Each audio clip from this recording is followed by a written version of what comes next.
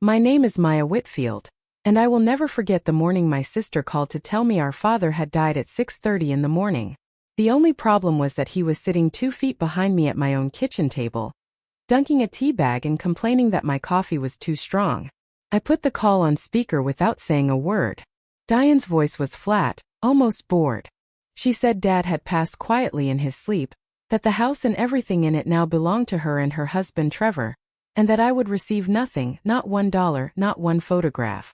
Trevor's voice came through in the background, laughing, saying he was glad the difficult one was finally out of the family for good. My father set his mug down slowly. He didn't move. He didn't speak. He just listened, his eyes fixed on the phone, while the two people who thought he was already in a body bag divided up his life like it was a garage sale. What happened over the following 48 hours ended in a memorial service that half our county still brings up at church potlucks. If you like stories like this one, go ahead and hit subscribe because the way this one ends, you will not see it coming. I'm 33 years old, I work as a physical therapist in Denver, and up until 9 months ago, I believed my sister was simply distant, not dangerous. That belief nearly cost my father everything. To understand how we got to that kitchen table, you need to go back 4 years, back before any of this started, back to when the cracks were still small enough to ignore. My parents raised Diane and me in a modest 3-bedroom house on Larch Street in a small town outside Toledo, Ohio. Our mother died of cancer when I was 19, and after that my father, Walter Whitfield, raised us alone while running his hardware store downtown. He was the kind of man who believed in showing up, in fixing what was broken, in never asking for help even when he needed it. Diane was 2 years older than me, and from the time we were kids she was the one people noticed first. She was louder, prettier in the way that turns heads at church, and she knew exactly how to make our father feel guilty for every ounce of attention he gave anyone but her. The favoritism was never a single dramatic event. It was smaller than that, and somehow that made it worse. When I made honor roll, Dad said good job and went back to his newspaper.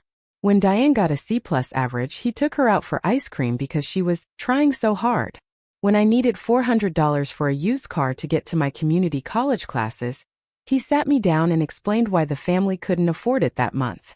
6 weeks later, he co-signed an auto loan for Diane's brand new Honda because Trevor, her boyfriend at the time, thought she deserved something nice. I worked 2 jobs through nursing school and PT school. Diane dropped out of 2 different colleges and Dad never once brought it up at Thanksgiving, while my grades were somehow always a topic of conversation. I told myself it was temporary. I told myself that once Diane settled down, once she married Trevor, once she had her own household to manage, the imbalance would even out on its own. I told myself a lot of things because it was easier than accepting that my father simply loved managing Diane's crises more than he enjoyed my independence. That's a strange kind of favoritism, but it's real. Some parents don't favor the child who succeeds. They favor the child who needs saving over and over again because it makes them feel necessary. My mother, before she passed, used to pull me aside in the kitchen and tell me quietly that she saw it, that she saw how hard I worked and how little of it got noticed out loud. She'd squeeze my hand and say, "He shows it differently, Maya, that's all." I believed her because I wanted to, and because 11-year-olds and then 20-year-olds don't have a lot of other options besides believing their mother. But after she died, there was no one left translating my father's silences into affection anymore. And the gap between what Diane received and what I received stopped feeling like a difference in style. Started feeling like the truth.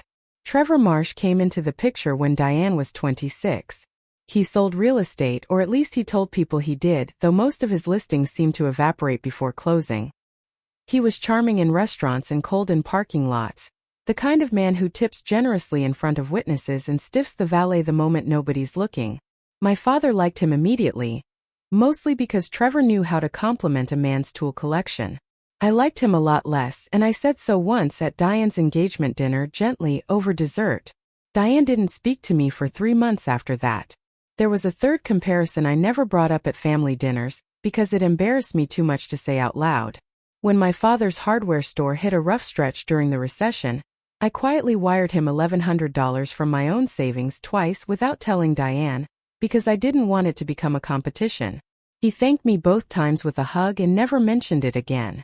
2 years later, when Trevor's first small business venture failed, my father took out a personal loan against his own truck to cover the gap, and told the whole extended family at Easter dinner how proud he was that Trevor wasn't too proud to ask for help.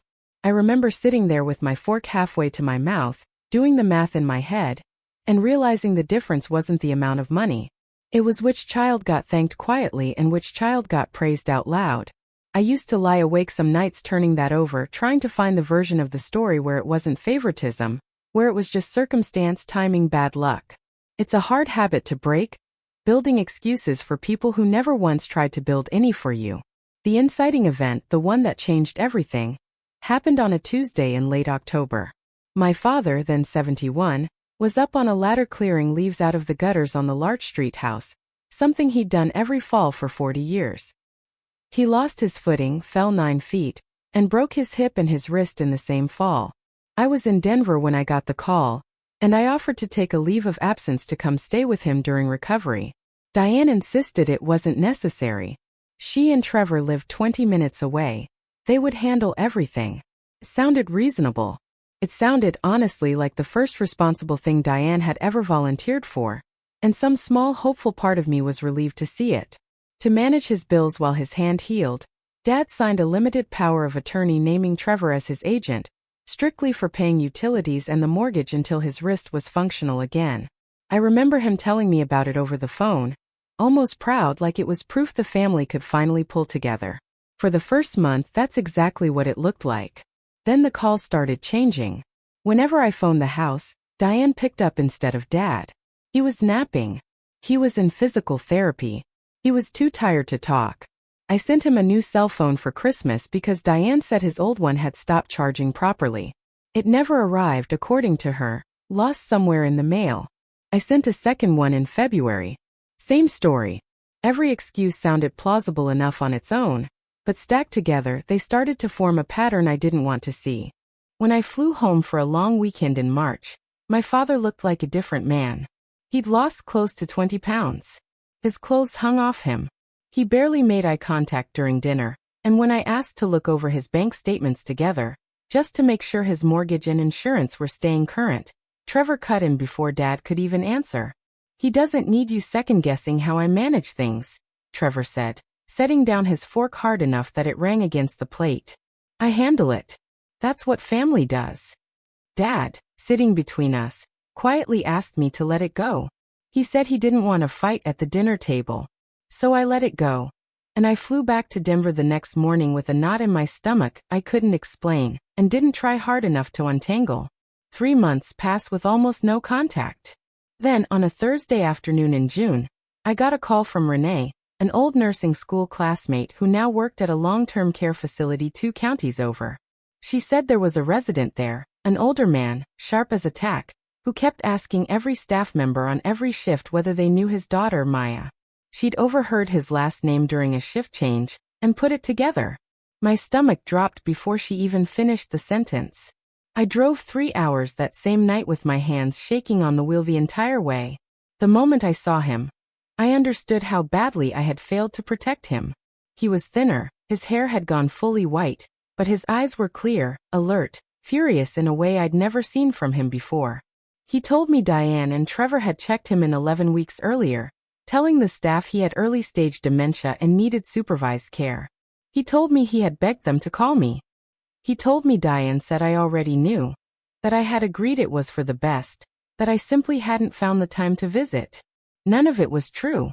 They had taken his second phone, intercepted at least 2 letters he'd tried to mail me, and spent months feeding each of us a version of the other that made silence feel like betrayal instead of manipulation.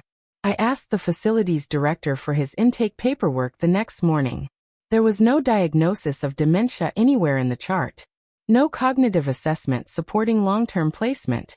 He had been legally competent this entire time. Within the hour, my father signed his own discharge papers, packed the few belongings Diane had brought him, and walked out beside me into the parking lot like a man stepping out of a cell. The next stop was the bank. What we found there was worse than either of us had imagined. Nearly $212,000 had moved out of my father's accounts over 9 months. Large, recurring transfers had gone into an LLC registered under Trevor's name.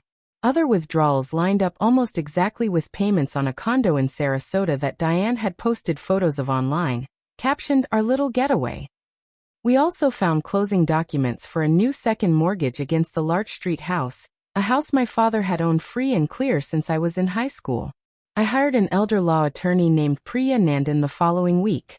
She laid the bank statements out across her conference table like puzzle pieces, month by month, and asked my father to walk her through each transfer he didn't recognize.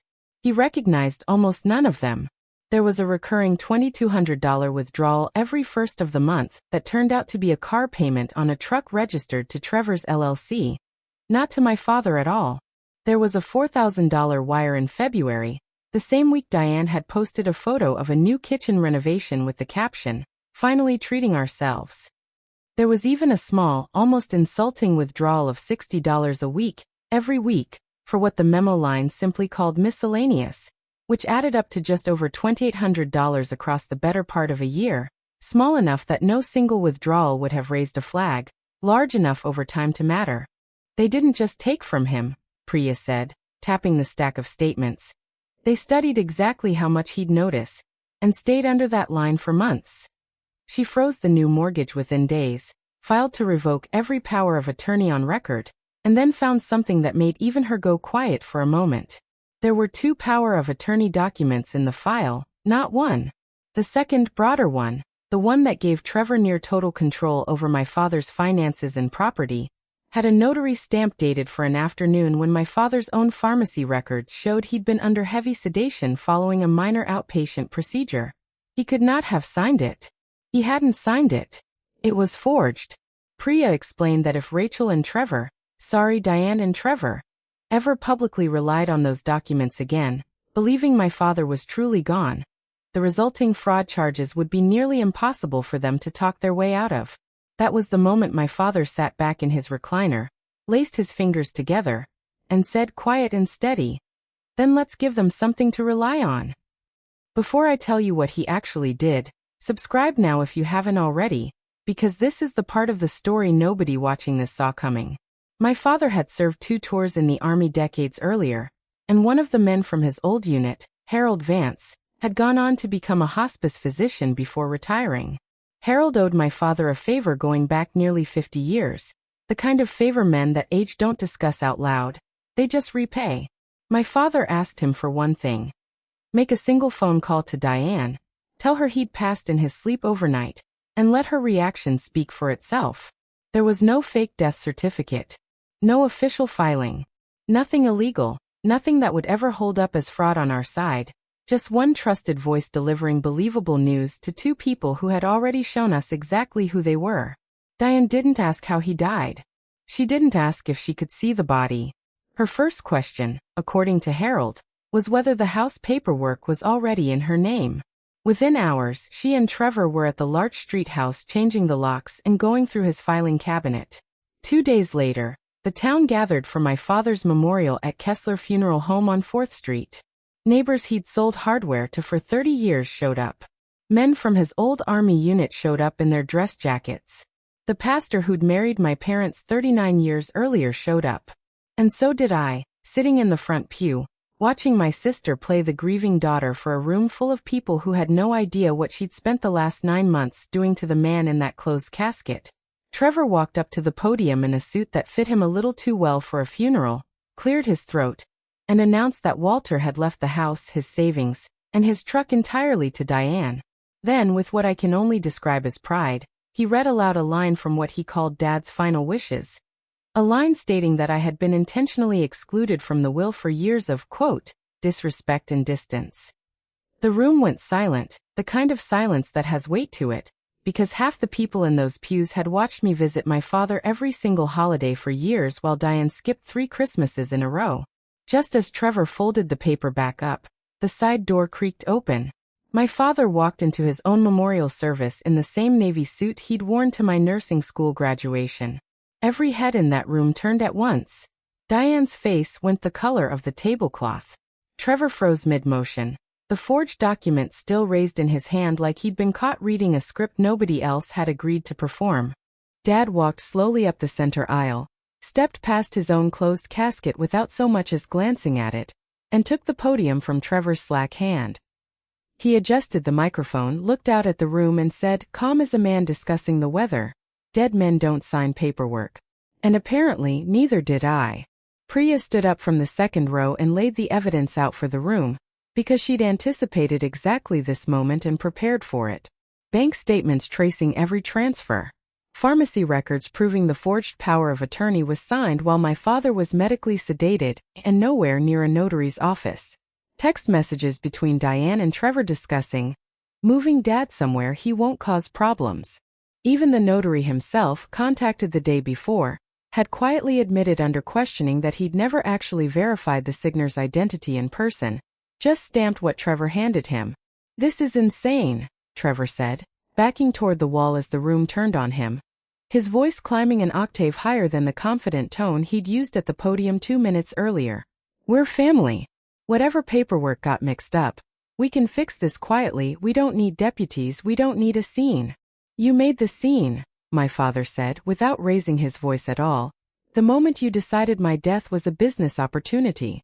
An older man near the back, one of Dad's army buddies named Frank Delano, stood up out of his folding chair and said loud enough for the whole hall to hear, "Walter's been showing me statements for a week. We all knew something was coming. Didn't think it'd be this good, though." A ripple of nervous laughter moved through the pews, the kind that happens when a room finally exhales after holding its breath too long.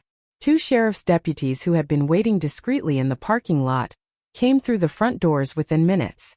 Trevor was escorted out mid-sentence, still trying to explain that it was all a misunderstanding between family. Diane finally broke, right there in front of the pastor, the neighbors and the army buddies. She admitted they'd fallen behind on Trevor's failing real estate business, drained their savings covering his debts, and gambled that they could quietly drain Dad's accounts and replace the money before anyone noticed a thing. Then in the same breath she turned and blamed me, said none of it would have happened if I hadn't gone looking for him at that facility in the first place. That was the moment I understood she wasn't sorry for what she'd done to our father. She was only sorry she'd been caught doing it. Outside, as the deputies loaded Trevor into the back of a cruiser, my father walked up to Diane on the sidewalk, calm in a way that somehow felt heavier than shouting ever could have. He looked at her for a long moment and said the words he'd apparently been saving since that phone call 2 days earlier. "You buried the wrong man, sweetheart." He turned and walked back inside to thank his old army buddies for coming, like he hadn't just detonated his own funeral. In the months that followed, most of the stolen money was recovered. The fraudulent second mortgage was voided entirely once Priya's evidence went to the title company. Trevor lost his real estate license within weeks, and is currently facing multiple felony fraud and forgery charges here in Ohio. Diane avoided prison through a plea deal, but she's serving 5 years of probation, paying restitution in monthly installments, and completing 400 hours of community service, most of it fittingly at a senior advocacy center 2 towns over. She and Trevor separated before his case even went to trial. Their Sarasota condo, the one bought partly with my father's stolen money, was sold at auction to cover part of the restitution owed to him. The hardware store on 4th Street, the one my father had run for over 3 decades before he sold it to a longtime employee at retirement, put a small handwritten sign in the front window the week the story got around town. "Welcome back, Walter. Coffee's on us." He still stops in most Wednesdays, and the new owner still refuses to let him pay for anything. Renee, the nurse who first called me, drives up from the facility now and then to have dinner with us, and my father insists on introducing her to every single person we run into as the woman who saved my life, which embarrasses her every time and delights him every time, which I suspect is exactly the point. As for Diane, we speak maybe twice a year, short, careful phone calls that neither of us seems eager to extend. She apologized once in a letter 3 pages long, that spent the first 2.5 pages explaining the pressure Trevor had put her under and the last half page apologizing. I keep the letter in a drawer. I haven't decided yet whether keeping it means I'm holding on to forgiveness, or just holding on to evidence. Some days I think it's both. My father moved back into the house on Larch Street the same week the mortgage fraud case closed. The very first thing he did, before he even unpacked a single box, was wind the old brass clock that used to belong to my mother, the one that had sat silent on the mantel since he was placed in that facility. The moment it started ticking again, he told me, the house finally felt like his own again. These days, every Sunday morning, I drive out to Larch Street for breakfast, and my father still reaches across the table and steals bacon off my plate, just to hear me complain about it, just because it makes us both laugh the same way it always has. He's started keeping a small notebook by his recliner now, nothing dramatic, just a habit Priya suggested, where he writes down every bill he pays and every call he gets from the bank in his own handwriting in his own words. He showed it to me once, a little sheepish about it, like it embarrassed him to need it. I told him it didn't embarrass me at all. It looked to me like a man finally keeping his own receipts. We got most of the money back. We got the house back, the clock, the recliner. The whole quiet rhythm of a life someone else had tried to auction off behind his back. But that was never really the victory that mattered most, and I think if you asked him, he'd tell you the same thing. The real victory was that my father got his voice back before it was too late for anyone to hear it. Because money can be stolen. Property can be signed away on a forged piece of paper. But as long as you still have your voice, nobody, not a sister, not a brother-in-law, not anyone hiding behind the words "we're family," gets to write the ending of your story for you. If this story meant something to you, hit subscribe so you don't miss the next one, and tell me down in the comments what you would have done if you were sitting at that table when the phone rang. I read every single one.